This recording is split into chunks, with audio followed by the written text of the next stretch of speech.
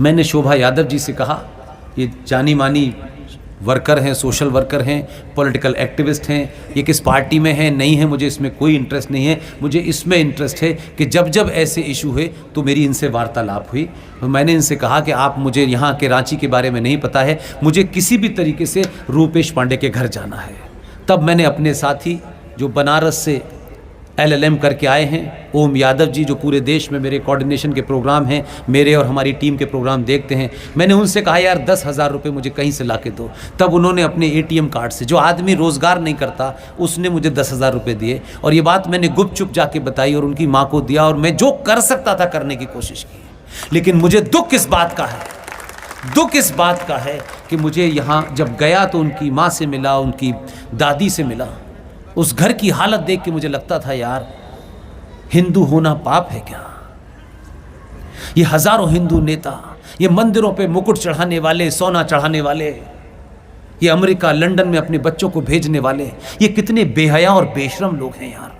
ये इंतजार करते हैं कि हमारे बेटे बेटी के साथ होगा तब हम जो है तूफान उठा देंगे। उसके घर की हालत देख के लगता था कि यार इस घर में कोई आदमी कैसे रह सकता है? एक कमरे का मकान जिसमें दरवाजे नहीं। उसकी दादी बता रही है कि वो माँ बता रही है कि पड़ोस में मुसलमान रोज धमकियां देते हैं। लेकिन मुझे अफसोस नहीं, गुस्सा है। उस वक्त भी मैंने कहा, इस देश में केंद्र की सरकार की एक नेता जो झारखंड से थी, मंत्री भी थी शायद, वो वहां 2 दिन पहले आई। मैंने पूछा उनसे, भाई कोई आया नहीं यहां? उन्होंने कहा एक नेता आई थी, मंत्री थी, सरकार की तरफ से आई थी। मैंने उन्होंने कुछ किया? बोली जब वो यहां से गई तो हमारे परिवार के खिलाफ 2 केस और लग गए। क्या कहूं उनके लिए, क्या कहूं उनके लिए? ये सुबह शाम उल्टे रेजर से दाढ़ी बना करके तैयार रहते हैं नेता, नीली पीली बंडियां पहन के। इनको शर्म नहीं आती? आप ही से वोट लेते हैं और आप ही के वोट के बाद में इनकी आत्मा इतनी मर जाती है, इनको इतने काम पड़ जाते हैं कि रूपेश पांडे के घर जाने से पार्टी को अच्छा लगेगा कि नहीं लगेगा। भाड़ में गई पार्टी।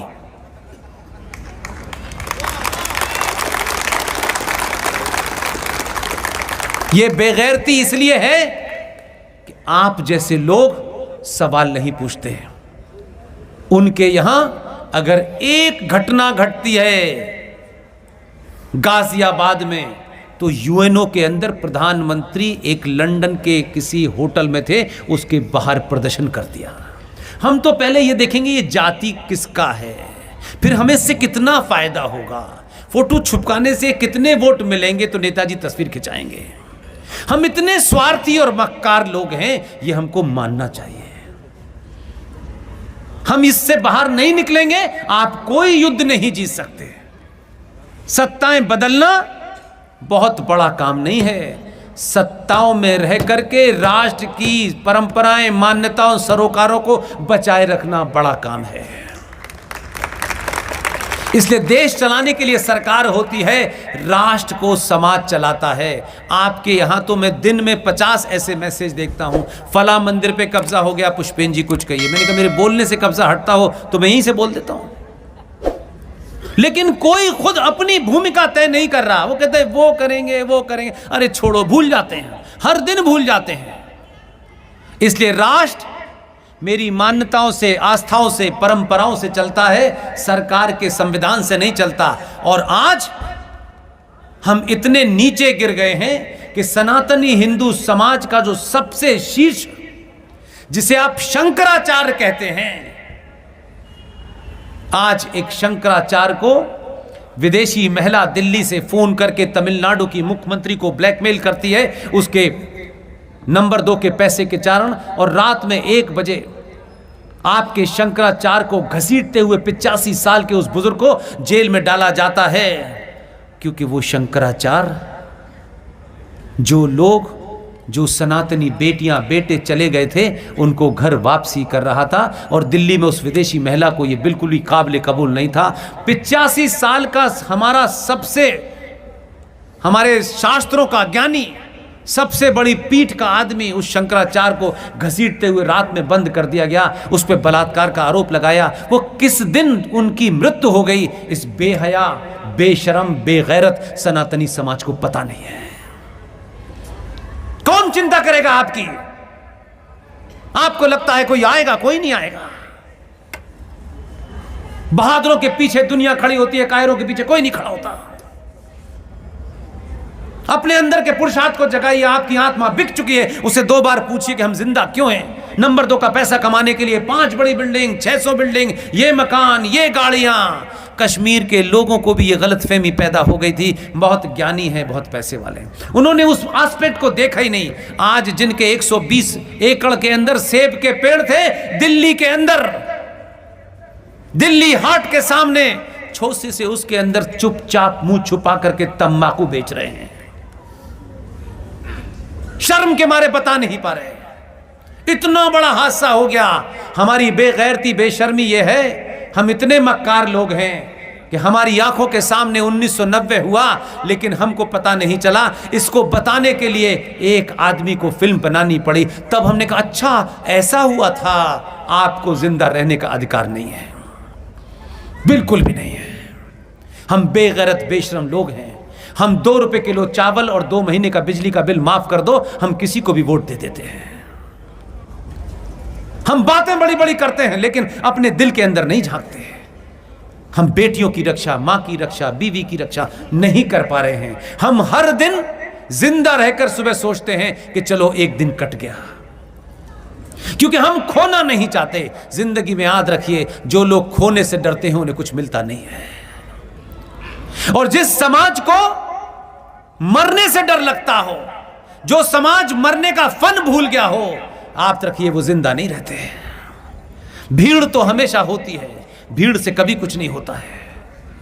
इसलिए अपने अंदर को, जमीर को, ये जीत गया, वो जीत गया, ये यादव को हटा दिया, उसको जिता दिया, ये सब चलता रहेगा। लेकिन जिस दिन सनातनी हिंदू समाज ये तय करेगा कि मैंने वोट अपनी आस्थाओं, परंपराओं, बेटियों और मां बचाने के लिए दिया है, अपनी जाति के लिए नहीं दिया है, उस दिन देखिए कि दुनिया आपके पीछे घूमेगी।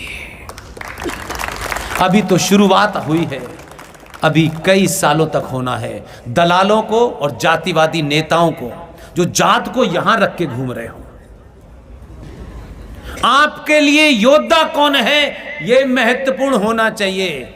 आपने कभी पूछा कि जो बॉर्डर पे गोली चला रहा है वो यादव है, ठाकुर है, बनिया है, ब्राह्मण है? पूछा कभी आपने? जो भारत की सेना में चला गया वो क्षत्रिय है, उसकी कोई जाति नहीं है। इसलिए जो पुरुषार्थी है, जो चुनौती के साथ खड़ा हुआ है, राज्यसभा में बहुमत नहीं होने के बावजूद भी 370 बचा लेता है, वही पुरुषार्थी है। वही सब कुछ है, सारे तमके उसके, वही ब्राह्मण है, वही क्षत्रिय है। नाम से कुछ लगाने से नहीं क्षत्रिय होते भाई। बहुत क्षत्रिय देखे हमने, बहुत ब्राह्मण देखे, बहुत बनिए देखे, ये अगड़ा पिछड़ा सब देखा, कुछ नहीं होता। ये बांट दिया गया आपको, आप बढ़ गए। आप कोई काम से जाने जाते थे इस पागलपने में कि ये काम इन्फीरियर है। पूरे हिंदुस्तान की सब्जी मंडी पे पागलों का कब्जा है। पूरे हिंदुस्तान की सब्जी मंडी के अलावा फल मंडी पे उनका कब्जा है। आपका बेटा नाई नहीं बनेगा तो नाई तो वही बनेगा, वो पता नहीं बाल काटते काटते कब गर्दन काट दे आपकी, नहीं बनेगा। ये हीन भावना वाले प्रोफेशन है। हमें तो गवर्नर बनना है। आप बेरोजगारी को रोते हैं, उन्होंने अपने रोजगार का इंतजाम कर लिया।